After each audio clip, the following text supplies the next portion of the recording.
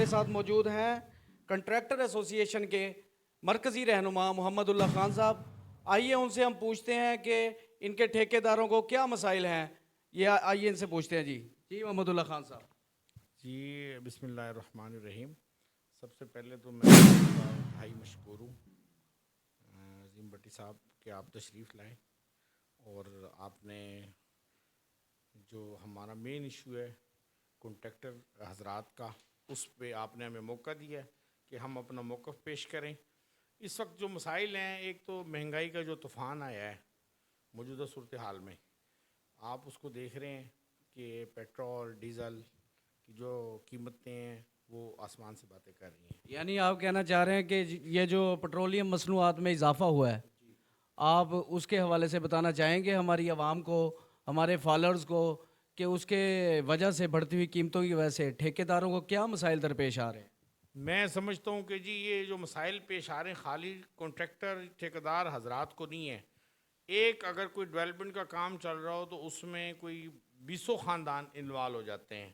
مثلاً اگر کوئی سولنگ کا یا روڈز کا یا جو بھی کام ہے، بٹھے والے سے لے کے اور آخری جو مزدور، پھر ہمارا سٹاف، ہمارے آفس کے معاملات، ڈپارٹمنٹ کے بہت سارے خاندانوں کا رزق اسی سے منسلک ہے. جب یہ انڈسٹری چلتی ہے تو 20 خاندان کا روزگار اسی کنٹریکٹر ایسوسیشن یہ اسی کام کی وجہ سے ان کو وہ رزق ملتا ہے. لیکن جو حکومت نے صورتحال پیدا کر دی ہے، اس سے جو غریب ہیں وہ پس کے رہ گیا ہے. تو میں یہ جو سب سے بڑا ایشو آ رہا ہے کہ جب سے یہ پنجاب گورنمنٹ ختم ہوئی ہے، جو پیمنٹیں تھیں وہ مکمل رک گئی ہیں، بند ہو گئی ہیں. جو اے ڈی پی کی اسکیمیں تھیں، جو ڈیولپمنٹ چل رہی تھی وہ بھی بند ہو گئی ہیں. جو نئی ڈیولپمنٹ ہونی تھی، کنٹریکٹرز حضرات جتنے بھی جو ان کی روزی روٹی کا جو لاسٹ ایئر ہوتا ہے اس میں اس کو جا کے کوئی کاموں کی شروع میں کام کم لگتے ہیں، آخری سال الیکشن ایئر آ رہا ہوتا ہے تو اس کی وجہ سے کام زیادہ چلتے ہیں. لیکن جب وہ حکومت ختم ہو گئی ہے وہ کام بھی بند ہو گئے، اور جو اسکیمیں چل رہی تھی، جو روڈ بننے تھے، جو گلیاں محلوں میں کام ہونے تھے وہ بھی بند ہو گئے ہیں. اس سے پورے جتنے بھی ہمارے جو لیبر طبقہ ہے، جو ان کے گھروں کے جو مسائل ہیں، ان کا جو چولہا ہے وہ بند ہو چکا ہے، وہ روزی روٹی سے تنگ ہیں. میں ملتمس ہوں نگران سیٹ اپ سے کہ وہ جو فنڈز رکے ہوئے ہیں، جن لوگوں کے چیک بنے ہوئے تھے وہ ود ہیلڈ ہو گئے ہیں، تو فوری طور پہ ان کو چاہیے کہ تمام یہ جو ان کے بل رکے ہوئے ہیں ان کو الاٹ کیا جائے، ان کو فنڈز ان کے ریلیز کیے جائیں.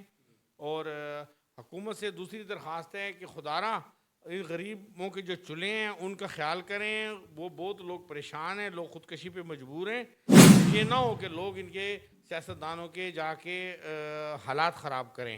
اچھا خان صاحب، آپ سے ہم یہ پوچھنا چاہیں گے کہ آپ نے یہ جو کنٹریکٹر ایسوسی ایشن بنائی گئی ہے، کیا یہ اس کا کیا مقصد ہے اس کو بنانے کا؟ میں اصل میں جو کنٹریکٹر ایسوسیشن کا جو مقصد ہے کہ ہم ٹھیکیداروں کو متحد دیکھنا چاہتے ہیں، ان کو رکھنا چاہتے ہیں. تو بہت سارے ہمارے دوست ہمارے ساتھ ہیں، اور اگر ایک چھوٹی سی مارکیٹ ہوتی ہے وہ اس کا بھی صدر ایک ہوتا ہے. مثلاً آپ ایک جیسے ایک چوک شاہ باز ہے، غلہ منڈی ہے، یا چوک بازار ہے، یا کینٹ ہے، کسی بھی مارکیٹ میں آپ جائیں گے تو ان کا ایک نمائندہ موجود ہوتا ہے، پوری کیبنٹ ہوتی ہے. ہمارے سب سے زیادہ پاکستان میں سب سے زیادہ جو ٹیکس ہے وہ ٹھیکیدار حضرات دیتے ہیں. نہیں، میں آپ سے سوال کرنا چاہ رہا تھا کہ اس ایسوسی ایشن کا مقصد کیا ہے بنانے کا؟ میں وہی آپ کو ڈیٹیل میں بتا رہا ہوں کہ سب سے زیادہ ٹیکس دیتے ہیں ہم لوگ، لیکن ہمیں اس طرح سے فیسیلیٹیٹ نہیں کیا جاتا. اگر میں اپنی بات کروں تو ہم نے بہت زیادہ یعنی کہ ٹیکس ہم سے لیا جاتا ہے، اور ہمیں خوشی ہوتی ہے کہ ہم اپنے ملک کی اس میں خدمت کر رہے ہیں، اور ہم پورا. لیکن ہم نے ہمارا جو ٹھیکیداروں کے مسائل ہیں اس کے لیے یہ ہم نے جو یونین ہے اس کے لیے یہ بنائی ہے.